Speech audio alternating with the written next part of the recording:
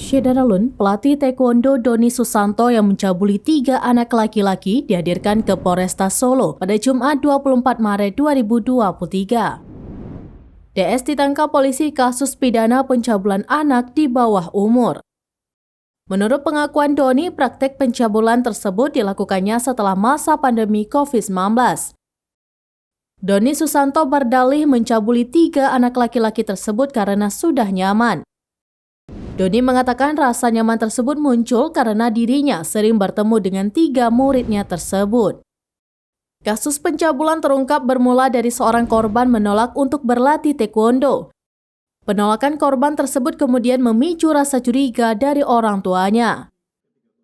Orang tua korban kemudian melakukan pelaporan ke kantor Polresta Solo pada Jumat 17 Maret 2023. Laporan tersebut kemudian ditindaklanjuti pihak kepolisian.